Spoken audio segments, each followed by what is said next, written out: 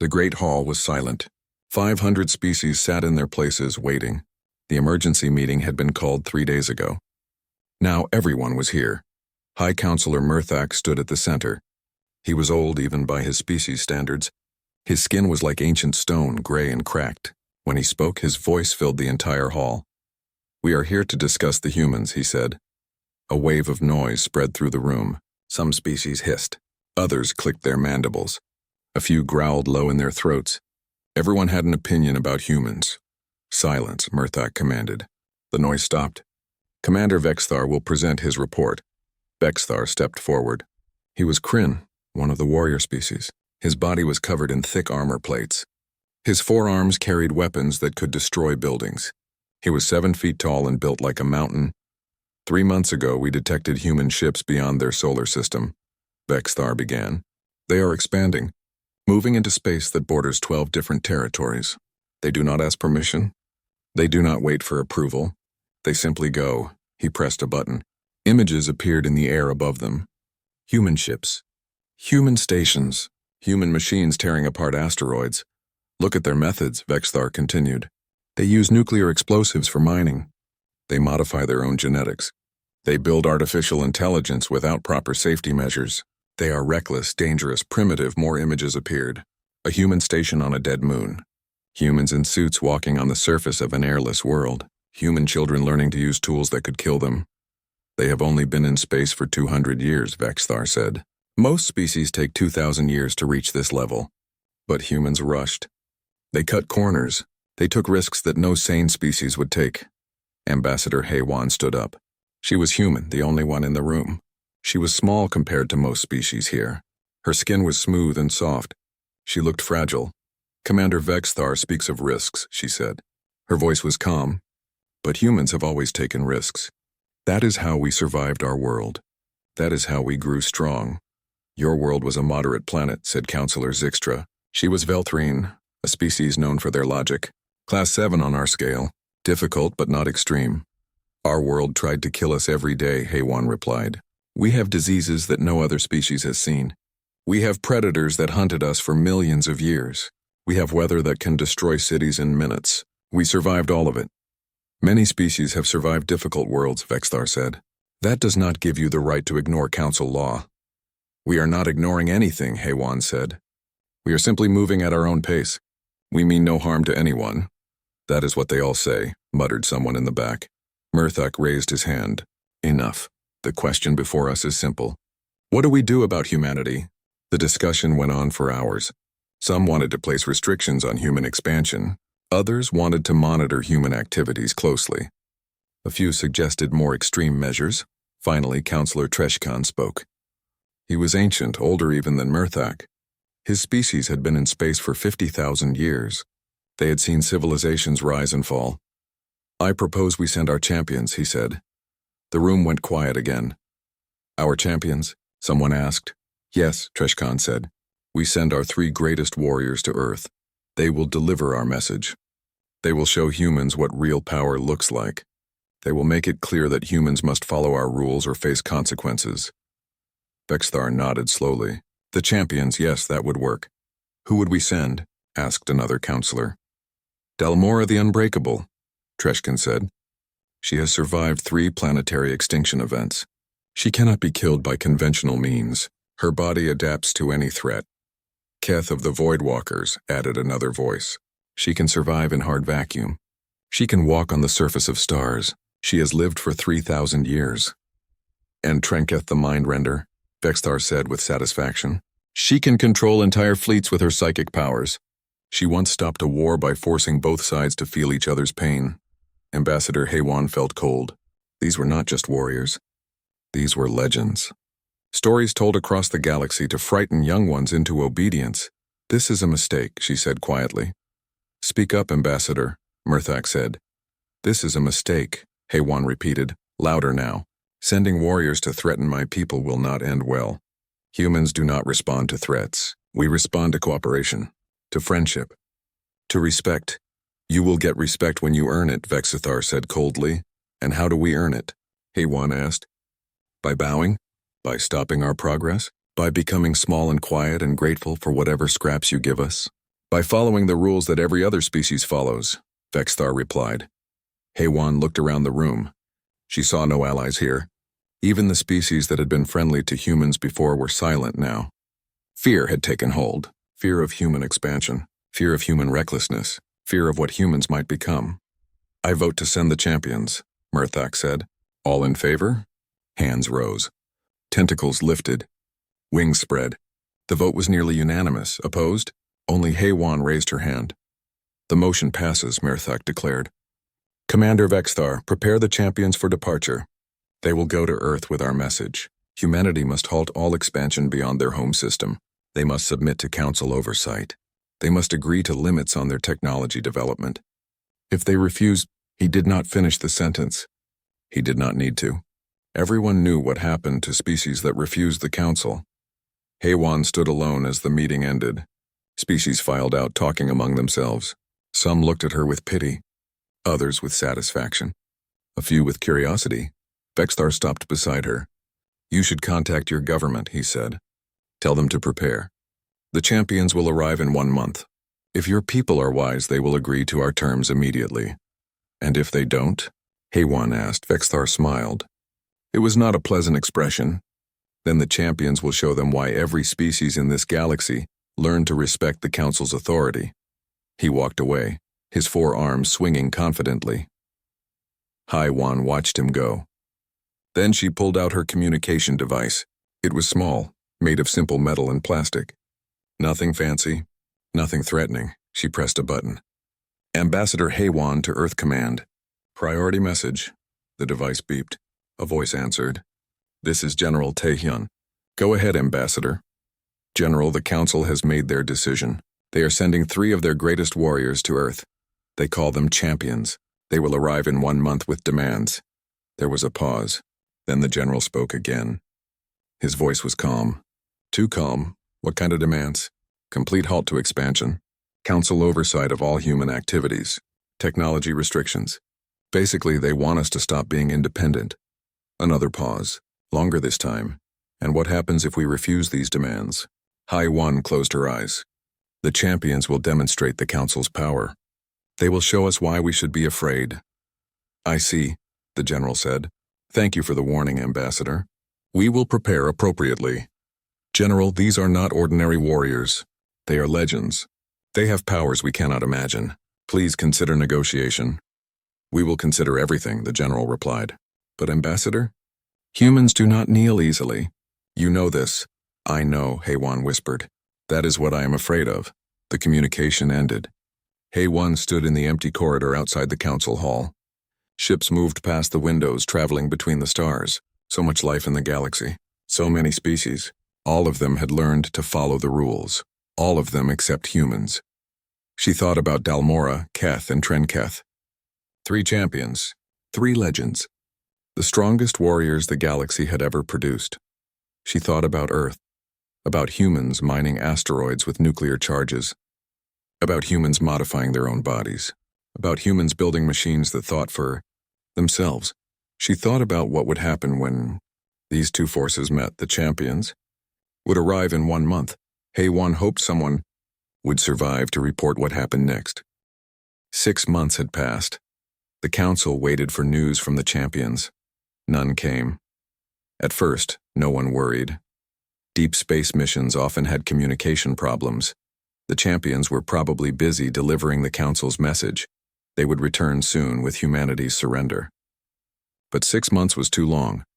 High Counselor Murthak called another meeting. This time only the inner circle attended. 20 of the most powerful species in the galaxy. Still no word? He asked. Commander Vexthar shook his head. Nothing. The ship's last transmission was 5 months ago. They said they were approaching Earth's moon. Then silence. The ship could have been destroyed, suggested Counselor Zixtra. Impossible, Vexthar said firmly. The Eternal Dominion is a warship. It has weapons that can crack planets. Its shields can withstand a supernova. No primitive species could destroy it. Then where are our champions? Murthak asked. No one had an answer. Then something changed. 3 weeks later, the Council's communication center received a signal. It was weak, broken and strange. But it was definitely from the Eternal Dominion. "Play it," Murthak ordered. The room darkened. A holographic image appeared. It showed the bridge of the champion's ship. But the image kept breaking apart, reforming, and breaking again. Dalamora appeared in the image. She was Kryn, built like a tank, covered in natural armor. She looked confused. "We have arrived at the human moon," she said. "There is a mining station here. We will make first contact and demonstrate our superiority. This will be recorded for the council." The image shifted. Now it showed the outside of a human mining station. It was not impressive, just metal buildings on a gray surface. Humans in white suits walked around working with machines. Dalamora stepped forward. Her armor gleamed in the harsh sunlight. She was magnificent, powerful, unstoppable. A human approached. He was older, maybe 50 years. His suit was dirty and covered in dust. He walked slowly, casually, like he had all the time in the world. "Hello there," the human said. His voice came through clearly. "I'm Taemin, station master. You folks lost?" Dalamora drew herself up to her full height, 9 feet tall, arms like tree trunks. "I am Dalamora the Unbreakable, champion of the Galactic Council. I have come to—" "Hold that thought," Taemin said. He turned away and picked up a metal container. It had to weigh several tons. He lifted it with both hands and moved it aside. Then he turned back. "Sorry, what were you saying?" Dalamora stared. The container was marked with weight specifications. 5 tons. This human had just lifted 5 tons like it was nothing. "How?" Dalamora began. "How what?" Taemin asked. "Oh, the container? Light gravity here, you know. Makes the work easier. Here, let me show you proper technique." He grabbed 2 containers, one in each hand, 10 tons total. He lifted them both and walked a few steps before setting them down. "See? All in the legs and back. You gotta keep your core tight or you'll hurt yourself." Dalamora's mandibles clicked together. She was Kryn. Her species evolved under 3 times Earth's gravity. She was supposed to be stronger than any human.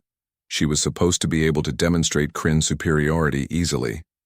But this old human had just lifted twice what she could manage, and he was not even trying hard. The transmission broke up again. When it reformed, another voice was speaking. "Keth of the Void Walkers." "Log entry 4, Keth said. Her voice was musical, strange.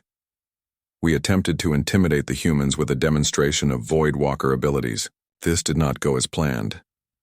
The image showed Keth standing outside the human station. She wore no suit, no helmet, nothing but her natural skin exposed to vacuum and radiation. Void Walkers could survive in space. It was their greatest ability. Their skin was like armor. They breathed once per hour. They could survive temperatures that would boil metal. Keith stood tall, showing off her power.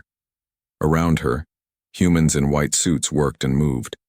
They should have been amazed, terrified, impressed. Instead, a young human woman approached. Her suit had a name patch. Sora. "Hey, you okay?" Sora asked through her radio.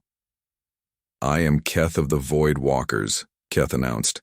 "I need no artificial protection. I can survive anywhere.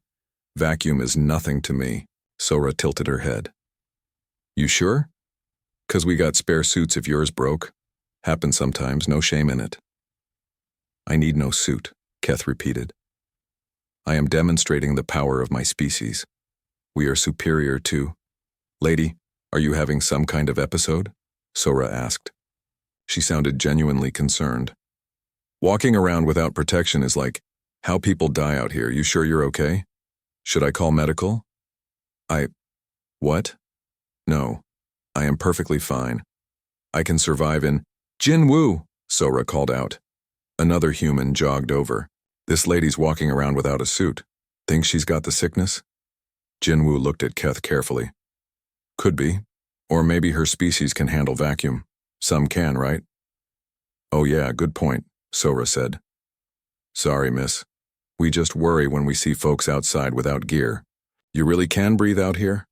I do not need to breathe often, Keth said stiffly. Huh. That's pretty neat, Jinwoo said.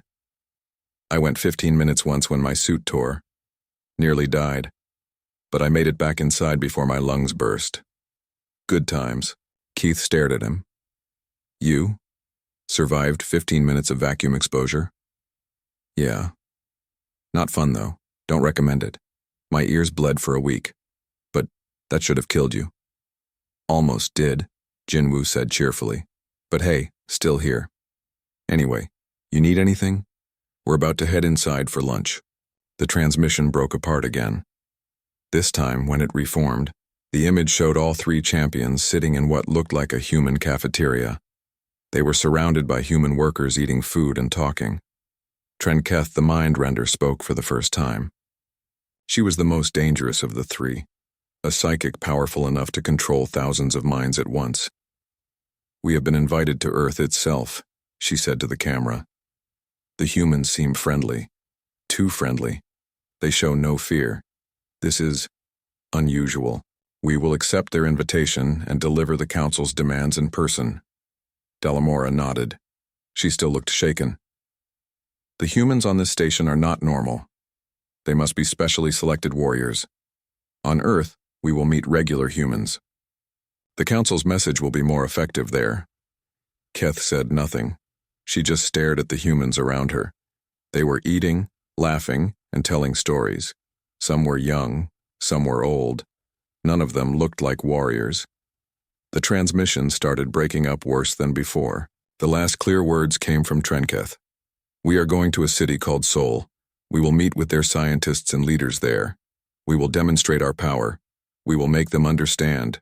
This will all be over soon. Then static. Just static. The council chamber was silent. Analyst Koran stood up. She was Zelthoran, a species known for their intelligence. That was 3 months ago, she said. We have received no further transmissions. The Eternal Dominion is still in orbit around Earth, but it responds to no signals. The champions are on Earth? Vexithar asked. As far as we can tell, yes. And we have heard nothing since? Correct. Merthak leaned forward. What happened to them? Koran was silent for a moment. Then she said, I do not know. But I have analyzed the transmissions carefully. Something is wrong. The humans were not impressed by our champions. They were not afraid. They treated Dalmora's strength as normal. They treated Keth's abilities as interesting but not special. That is impossible, Vexthar said. Dalmora can lift 50 tons under normal gravity. Keth can survive a nuclear blast. These are not normal abilities. And yet, Koran said quietly, the humans seem to have comparable abilities. Or at least they acted as if they did. You are saying humans are as strong as Kryn? As durable? As Voidwalkers? I am saying that the humans on that mining station were not afraid of our champions, and that worries me greatly. Merthak stood up slowly. We need more information. We need to know what happened. Commander Vexthar, prepare an investigation team. But they are not to make contact. They are to observe only. Use stealth ships. Stay in high orbit. Find out where our champions went. Yes, High Counselor. And Commander, choose your team carefully. Something on Earth is very wrong. The meeting ended. The council members left, each thinking their own thoughts. Some were angry, some were worried, a few were frightened, though they would not admit it. Ambassador Haywan had not been invited to this meeting, but she heard about it anyway. News traveled fast in the council. She sat in her quarters and thought about Dalmora lifting containers on the moon, about Keth standing in vacuum while humans offered her a spare suit, about Trenketh going to Seoul to meet scientists. She thought about what the champions would find on Earth. The real Earth. Not a mining station with a few dozen workers. The whole planet. Billions of humans. All of them adapted to survive a death world. Her communication device beeped. General Taehyun's voice came through. Ambassador, the council sent champions to visit us. I know, Haywan said. I heard. They seem nice, very strong, very impressive. We have been showing them around. They wanted to meet scientists, so we sent them to Dr. Sung Ho's research team in Seoul. What kind of research does Dr. Sung Ho do? Human biology, evolution, survival adaptations, that sort of thing. Haewon closed her eyes. General, that might not have been the best choice. Why not? They wanted to understand humans. Investigation Magistrate Urath looked at Earth through the observation window. The planet was blue and white and green. It looked peaceful. Beautiful even. He did not trust it. Begin observation protocol, he ordered. Stay in high orbit. Full stealth mode. No direct contact with humans. We watch only. His crew worked quickly. They were all experienced. Scientists, analysts, and military observers. 20 beings from 12 different species. The best the Council could send. The ship's stealth systems activated. Electromagnetic shields wrapped around the hull. They would be invisible to primitive sensors. Safe from detection, or so they thought. Sir, we are receiving a transmission, the communication officer said. She sounded confused. What, already? We just activated stealth. Yes, sir. The transmission is coming from a human orbital platform. They are hailing us. That is impossible. They should not be able to detect us. I know, sir. But they can. Urath felt cold. Put it through. A voice filled the bridge. It was cheerful and casual. Unidentified vessel in Sector 7-4 Alpha. This is Earth traffic control.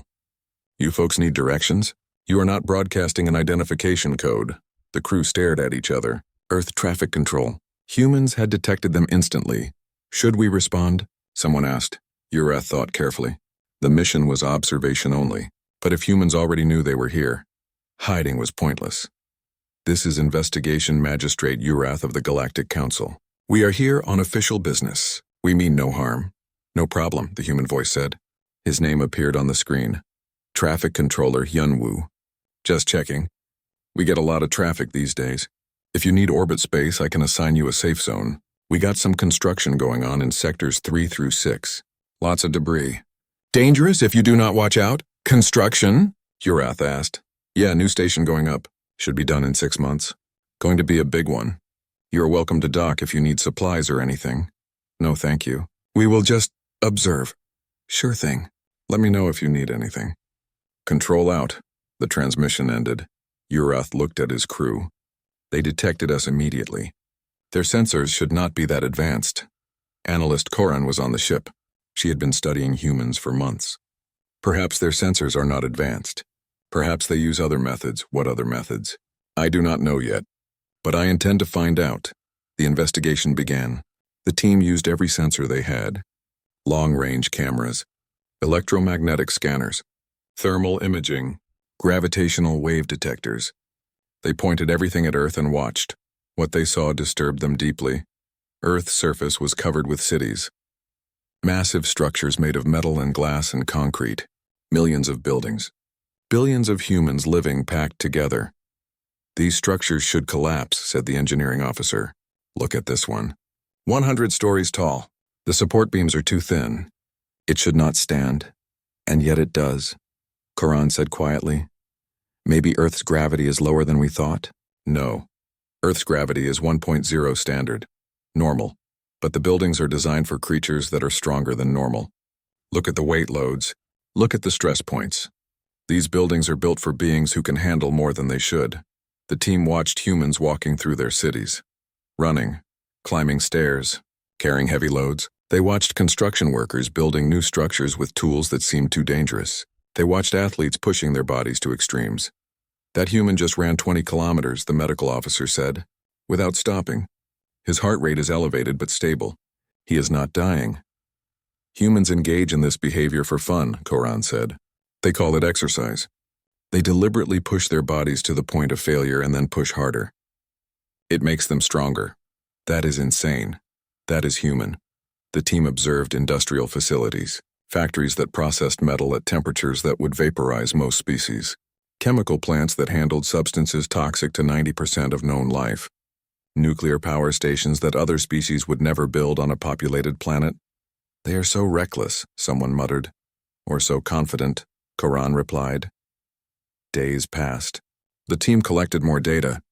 They watched humans everywhere, at work, at home, at play, and everywhere they looked they saw the same thing. Humans were tough.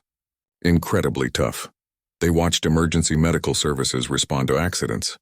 A human had been crushed under a fallen beam. The medical team arrived and pulled the beam off. The human was injured but alive, conscious, talking. That should have killed him, the medical officer said. But it did not, Koran said. They watched soldiers training, running obstacle courses while carrying heavy packs, fighting each other with their bare hands, jumping out of aircraft with only fabric parachutes to slow their fall. This is their training? Vexthar had sent one of his officers on the mission. The officer was Kryn, bred for war. He watched the human soldiers with growing unease. This is what they do to become warriors? This is basic training, Koran said.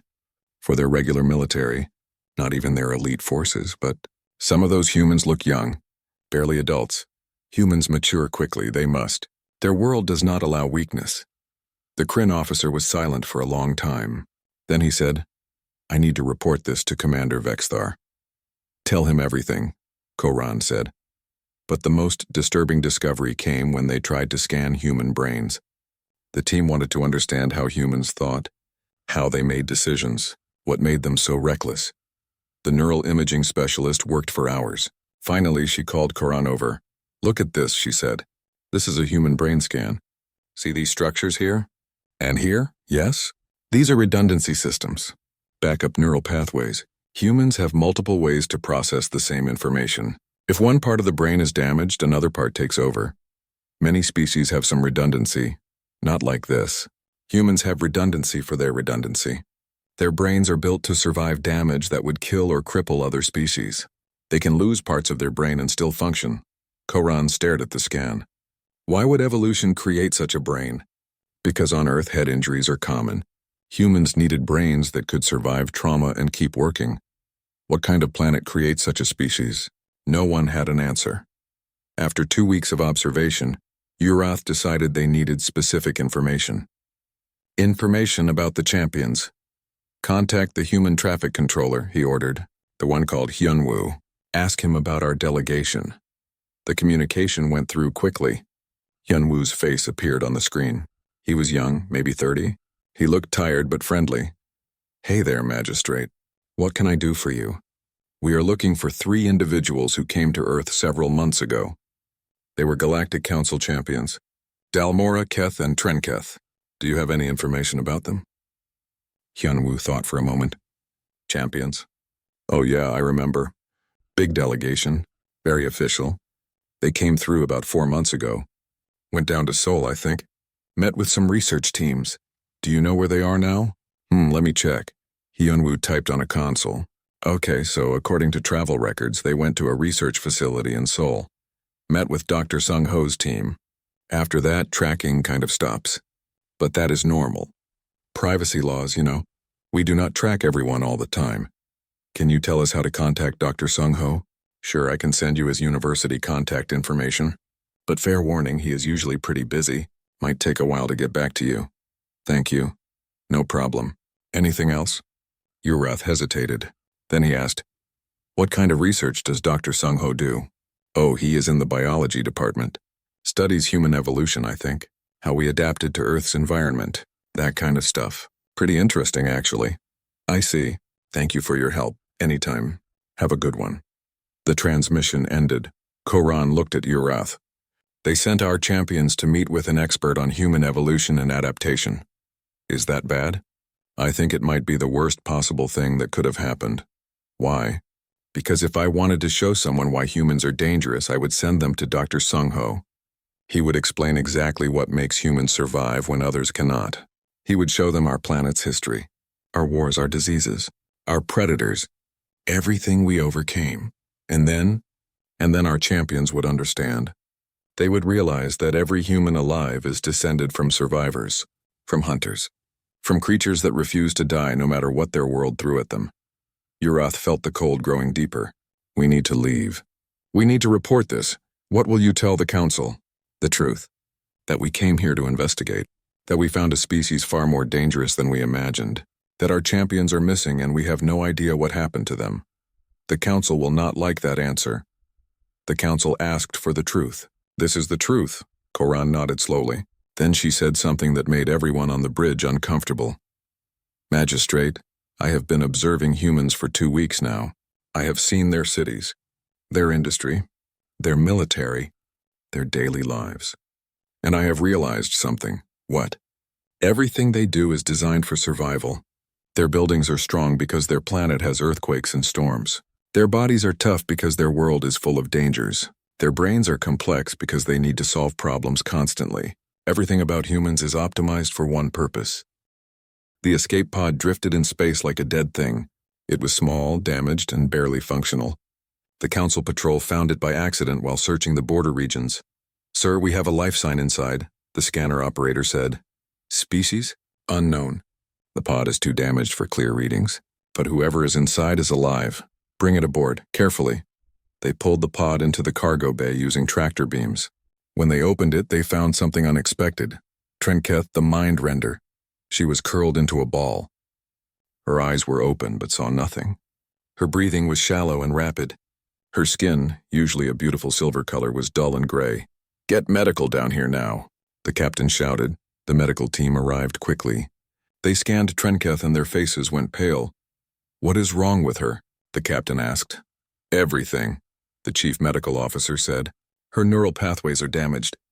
Her psychic centers are burned out. She is in severe shock. Captain, I do not know if we can save her. Try. She is one of our champions. They worked on Trenketh for 3 days. Slowly, carefully, they brought her back from the edge. Her body healed. But her mind was another matter. When she finally woke, she screamed. The scream was not sound. It was psychic. Pure terror blasted out from her mind and hit everyone on the ship. Crew members collapsed. Some began crying. Others curled up in fear. It took 6 psychic specialists to calm her down. When she could finally speak, her words made no sense. Gravity, she whispered. They are made of gravity, dense, so dense. And they never stop, never, they just keep coming. The doctors looked at each other worried. She is not making sense, one said.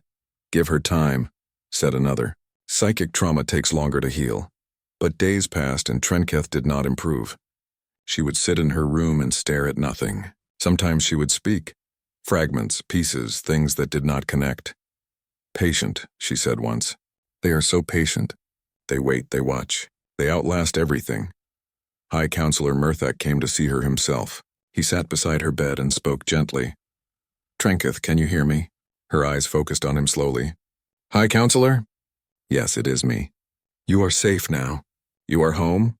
Home, she repeated. The word seemed strange in her mouth. What happened to you? Where are Dalmora and Keth? Trenketh's face twisted. Gone. They are gone. Not dead, worse, they stayed. They chose to stay. What do you mean? We went to Earth, we met the humans. We tried to show them power. We tried to make them afraid. She laughed. It was a terrible sound. They were not afraid. They were curious. An empath named Kylres joined them. She was specially trained to help damaged minds. She sat on the other side of Trenketh's bed and gently touched her hand. I am going to look into your memories, Kylres said softly. Just surface thoughts. I will not go deep. Is that okay? Trenketh nodded. Kylres closed her eyes. Her face went pale, then paler. After a minute, she pulled her hand away and looked at Murthak. We need to see this, she said. Can you share it? Yes, but you will not like it. They moved to a special room designed for psychic projection. Murthak, Kylres, and 3 other council members sat in a circle. Kylres held Trenketh's hand and began to pull out the memories. Images formed in the air above them. Not perfect, distorted and fragmented, but clear enough. They saw the champions arriving on Earth. They saw the city called Sol. Tall buildings. Millions of humans everywhere. Cars and trains and aircraft filling the sky. They saw the champions meeting with humans in a research facility. The building was white and clean. Inside, humans in lab coats worked with equipment and computers. A man approached them. He was middle-aged with gray hair and kind eyes. His name badge read, Dr. Sung-Ho. Welcome, he said warmly. We are honored to meet you. Please come. I will show you our work. Dalmora stepped forward. She drew herself up tall. We are not here for a tour. We are here to deliver a message from the Galactic Council. Humanity must stop its expansion. You must accept Council oversight. You must limit your technological development. Dr. Sung-Ho listened carefully. Then he smiled. I understand. But before we discuss politics, would you like to understand humans better? I think it would help our conversation. We do not need to understand primitives, Dalmora said. Of course not, Dr. Sung-Ho said agreeably. But humor me. Just a short presentation. Then we can talk about your council's demands. The champions agreed.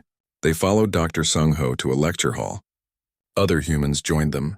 Scientists named Jae-Sung and Yujin. Students and researchers. Everyone was friendly. Too friendly. Dr. Sung-Ho began his presentation. Humans evolved on Earth over millions of years, he said. Our planet is what we call a death world. Everything here is designed to kill. He showed images, predators with teeth and claws, diseases that destroyed entire populations, weather patterns that wiped out cities, earthquakes, volcanoes, tsunamis. We survived all of this, Dr. Sung-Ho said, not because we were strong, but because we were persistent. He showed more images. Early humans running after prey for hours, days, until the animals collapsed from exhaustion. Humans tracking wounded predators through dangerous terrain. Humans building tools and weapons and shelters. We are not the fastest species, Dr. Sung-Ho explained, or the strongest, or the smartest. But we are the species that does not stop, Dalmora interrupted. Many species have persistence. This is not special. You are right, Dr. Sung-Ho said. Let me show you what makes us special. He brought out a volunteer. A young woman named Subin. She looked normal, small, weak. Subin here is a regular human, Dr. Sung-Ho said. She works in our cafeteria. Nothing special about her. He handed Subin a weight. How heavy is this? About 50 kilograms, Subin said. Can you lift it? Sure. She lifted it easily over her head. Dalmora stared. 50 kilograms was heavy for a human their size. This should be difficult. How long can you hold that? Dr. Sung-Ho asked. A minute? Maybe 2. Try. Subin held the weight above her head. Her arms shook slightly, but she held it. 1 minute. 2 minutes 3, enough, Dr. Sung-Ho said. Thank you, Subin. He turned back to the champions. Subin can hold 50 kilograms above her head for 3 minutes. This is after working an 8-hour shift in the cafeteria. She is tired. She ate lunch an hour ago. This is just a normal human on a normal day. So, Dalmora said. So imagine what she could do if she was rested, trained, motivated, angry. Dr. Sung-Ho showed more demonstrations. Humans running long distances, humans solving complex puzzles, humans recovering from injuries that should have killed them. We heal fast, Dr. Sung-Ho explained. We have redundant systems for almost everything. 2 kidneys, 2 lungs, a brain that can reroute around damage, a body that floods itself with chemicals to ignore pain and keep fighting. Keth spoke up. I can survive in vacuum. Can your humans do that? No, Dr. Sung-Ho admitted. But we can hold our breath for several minutes. Some humans have survived brief vacuum exposure. We are not built for it, but we are built to survive impossible things for short periods, long enough to get to safety. I still do not see why you think you can refuse the council, Dalmora said. Dr. Sung-Ho's smile faded. I am not refusing anything. I'm explaining. You came here to threaten us, to show us your power, to make us afraid. But fear is something humans understand very well. We have been afraid for millions of years. Fear is what made us strong. He showed images of human history. Wars, famines, plagues, extinction events that nearly wiped out humanity. We almost went extinct several times, Dr. Sung-Ho said. There was a time when only a few thousand humans existed, but we did not give up. We adapted. We changed. We survived. Trenketh had been silent until now. But she was a mind-render. She could feel emotions. And she felt something from Dr. Sung-Ho that terrified her. Confidence. Absolute confidence. She reached out with her psychic powers. Tried to touch his mind. Make him feel fear. Make him submit. It did not work. She pushed harder. Used more power. Tried to force her way into his thoughts. Dr. Sung-Ho blinked. That tickles. What? Trenketh said. Whatever you are doing to my brain. It tickles. Can you stop? Trenketh poured all her power into the attack. Enough psychic force to control 100 minds. To make armies kneel. Dr. Sung-Ho rubbed his temple. Okay, that is starting to give me a headache. Please stop. Trenketh collapsed. The effort had drained her completely. She stared at Dr. Sung-Ho in shock. How? She whispered. Human brains are complicated, Dr. Sung-Ho said. We have so many neural pathways, so many redundancies, so much chaos in our thinking. Psychic powers work best on organized, logical minds. Human minds are messy, always have been. Too messy for easy control. The memory shifted. Now they were leaving the research facility. Dalamora looked shaken. Keth looked confused. Trenketh looked broken. Dr. Sung-Ho walked them to the door. You came here to threaten us, he said. We appreciate the warning. We will remember this, Dalamora turned. You will accept the Council's demands.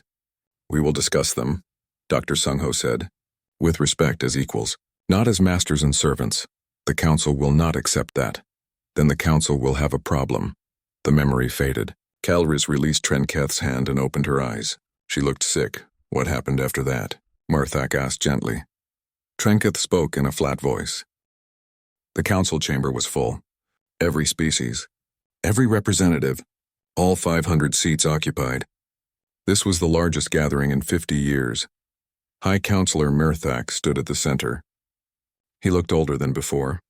The weight of recent events showed in his posture. We are here to decide humanity's fate, he said. His voice was tired but firm. You have all heard the reports. You have seen the evidence. Now we must choose. Ambassador Heywan sat in her usual seat. She was the only human in the room. She felt every eye on her. Commander Vexthar spoke first. The choice is simple. Humanity is a threat. We must act before they become too powerful. A preemptive strike, swift, decisive. We have the forces to do this. Some species nodded. Others made sounds of agreement. You want war? Asked Counselor Zixtra. I want survival, Vexthar replied. We sent our champions to deliver a simple message. They failed. 2 remained on Earth by choice. 1 fled in terror. This tells us everything we need to know about human influence and human danger. What exactly are you afraid of? Heywan asked quietly. The room went silent. What are you afraid of? She repeated louder now. That humans are strong? Many species are strong. That humans are persistent? Many species are persistent. What specifically frightens you so much that you want to destroy an entire civilization? Your species refuses to follow rules, Vexthar said. No, my species refuses to be bullied. There is a difference. You are primitives who stumbled into space. We earned our place in space, Heywan said. Her voice was calm but hard. We survived a world that tried to kill us every day. We built civilizations from nothing. We created art, music, science, philosophy. We reached for the stars because we dreamed of something better. And now you want to destroy us because we do not bow quickly enough? You are dangerous. Yes, Heywan admitted. We are dangerous. Every species that survives a death world is dangerous. But we are not your enemy, not unless you make us one. Counselor Treshkan spoke up. He was ancient, one of the oldest beings in the galaxy. Ambassador Heywan, your people showed our champions the full truth about humanity. Why? Because they asked, Heywan said simply. They wanted to understand us. So we showed them everything. Our strengths, our weaknesses, our history, our hopes. We hid nothing. That was foolish. You revealed your capabilities to potential enemies. No. We revealed our capabilities to potential friends. There is a difference. And if we decide you are enemies, Heywan looked at Treshkan directly. Then we will defend ourselves, as any species would. Your species cannot defeat the entire Galactic Council. Probably not, Heywan agreed. But we would make you regret the attempt. Humans do not surrender easily. We do not stop fighting because the odds are bad. We fight until we win or until we cannot fight anymore.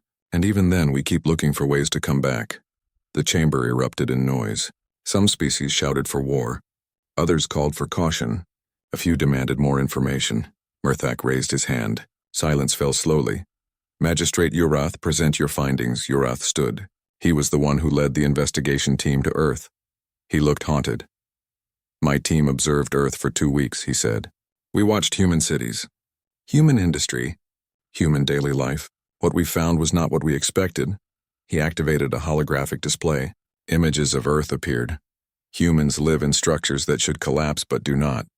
They work with materials that should kill them but do not. They push their bodies to extremes that would destroy other species but they survive. Everything about human civilization is built for survival. More images. Human factories. Human vehicles. Human entertainment. Humans celebrate struggle. Their stories are about underdogs who win against impossible odds. Their heroes are ordinary people who refuse to quit. Their entire culture is designed to reinforce one message: never give up. Urath looked around the chamber. I have investigated dozens of species. I have seen civilizations that were strong, civilizations that were smart, civilizations that were old and wise, but I have never seen a civilization like humanity. They are optimized for one thing: persistence. They will outlast anything, anyone. They will wait. They will adapt. They will survive. So what do you recommend? Murthak asked. I recommend we do not make humanity our enemy. Vexthar stood up angrily. You are afraid. All of you. Afraid of primitives. Yes, Urath said. I am afraid. Because I am not stupid. Humans are dangerous, not because they are strong, because they are patient. If we attack them, they will not respond with immediate violence. They will study us, learn our weaknesses, wait for the right moment, and then they will come for us. Maybe in 10 years, maybe in 100, but they will come, and they will not stop until we are defeated. That is speculation. That is their entire evolutionary history. The debate continued for hours. Some called for war, others for quarantine. A few suggested negotiations. Finally, Ambassador Haiwan stood up. May I speak? Murthak nodded. Haiwan walked to the center of the chamber. She looked small among the massive aliens. Fragile. Weak. But when she spoke, her voice carried power. You sent champions to threaten my people. They came to Earth expecting to demonstrate superior strength, to intimidate us into submission. Do you know what happened instead? She paused. We welcomed them. We showed them our cities, our research, our history. We treated them as guests, not as threats, because that is what humans do. We give everyone a chance. Your Dr. Sung-Ho gave them a warning, Vexthar said. No. Dr. Sung-Ho gave them information. He showed them what humans are, what we have survived, what we are capable of. He gave your champions the choice to understand us or fear us. 2 of them chose understanding. 1 chose fear. And now you expect us to welcome you as equals? I expect you to make a choice, Haiwan said. The same choice you gave us. Accept us as partners and allies or make us your enemies. But understand this. If you choose to make us enemies, we will respond the way we have always responded to threats. We will survive. We will adapt. We will come back stronger, not because we are cruel, not because we want war, but because that is what evolution taught us. She looked around the chamber, meeting as many eyes as she could. You want to know what humans want? We want what every species wants. To live, to grow, to explore, to build something better for our children. We want to join you, to learn from you, to share what we know, but we will not kneel. We will not accept servitude. We will not let anyone tell us we are not good enough to exist. That is arrogance, someone shouted. No, Haiwan said. That is survival. The chamber was silent. Murthak stood slowly. He was ancient. He had seen civilizations rise and fall. He had witnessed wonders and horrors beyond counting, and he recognized truth when he heard it. I have a question for the council, he said. What happened to our champions? They were corrupted by human influence, Vexthar said. No, Murthak said. They met their superiors and had the wisdom to recognize it. Dalamora stayed because she found warriors who matched her strength and exceeded her determination. Keth stayed because she found peace she never knew existed. Only Trenketh fled, unable to accept what she had learned. He looked at Vexthar. You call humans dangerous.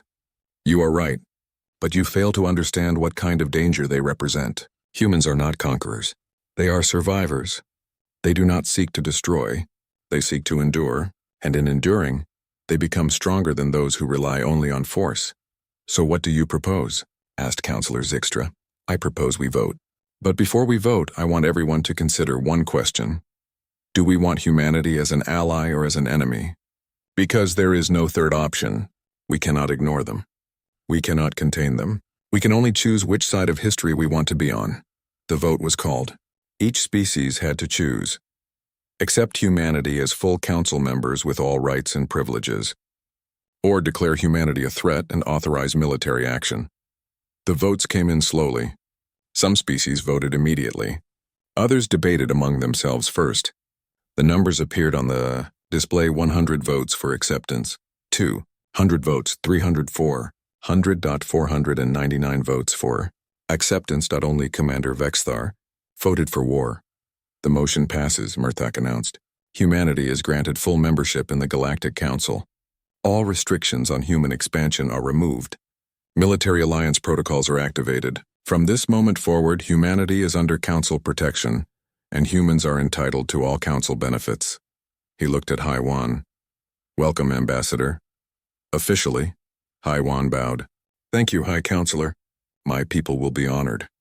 There is one more thing, Murthak said. A message for your leadership. If humanity is anyone's ally, rejoice. If humanity is anyone's enemy, surrender quickly. This message will be sent to every species in known space. Haiwan nodded. I will convey this to Earth. The council meeting ended. Species filed out, talking among themselves. Some were relieved. Some were worried. All were aware that something fundamental had changed. Haiwan returned to her quarters and sent a message to Earth. To General Tae-hyun, the council has decided.